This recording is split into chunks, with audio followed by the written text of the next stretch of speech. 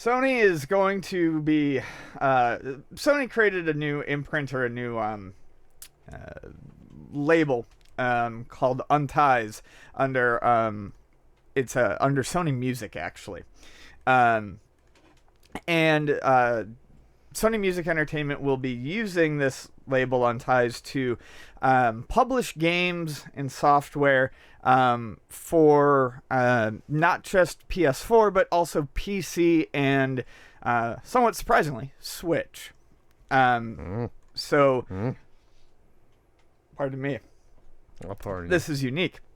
Well, it's not unique, but it's interesting because everyone these days kind of tends to think of Sony as the PS4.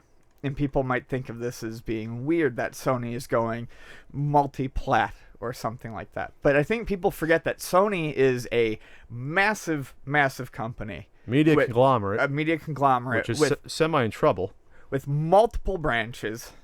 And something like Sony Music Entertainment, despite having the word Sony in it, really has nothing at all to do with what we think of in terms of PlayStation. So even though it's Sony that is going to be technically publishing this tiny metal game that is going to be on the Nintendo Switch, it's kind of so far removed from PlayStation that it's not as weird, I think, as people would want to think. It's not like being spearheaded by the PS4 team. Exactly. It's over there. They're in a different building. They eat in a different cafeteria. You know what I mean? Right. They don't interact with each other.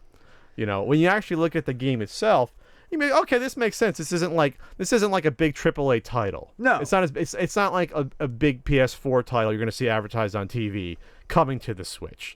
So it's like it's not as insane as when you first read the headline. Yeah, so what they say is Sony Music says Unties has been set up to unearth high-quality indie titles and utilize Sony Music Entertainment's vast entertainment business wisdom in order to expose them to as many consumers as possible. Yeah, so if you have a smaller indie game, why would you just put it on the PS4? You're not going to get people to buy the PS4 just to play indie games. You want to put that indie game everywhere, you'll make a lot more money. You might as well, throw it out there.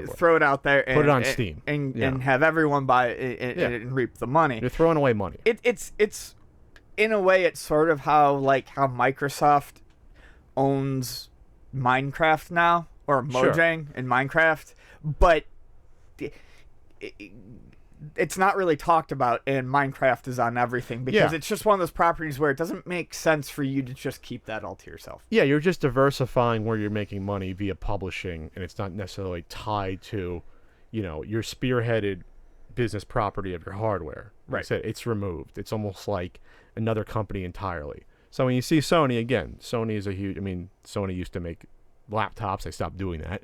The Veo laptops, they used to make little handheld camcorders. I think they stopped doing that. I think they still make regular camcorders. They still make TVs, I think, kind of, but no one buys them. Right. Do they? Do people buy Sony TVs anymore? I don't so I mean, it's one of the, Sony's a gigantic company here. So yeah, they're not going to be eating at the cafeteria again next semester. This isn't like Uncharted 5. The next Uncharted is going to be multi-platform or anything. But hey, maybe that'll happen if Sony says, "Hey, we're done with this hardware thing. We're not making enough money doing it." Right? I mean, that could happen with something like Sony. Who knows?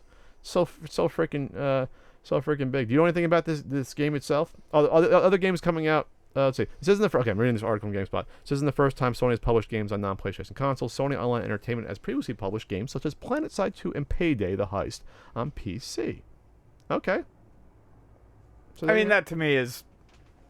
lots of companies do that sort of stuff. Well, Microsoft has been doing that for a long time on Xbox and PC as well. You know who will never do that? Nintendo. Nintendo's never still going to be publishing their stuff there.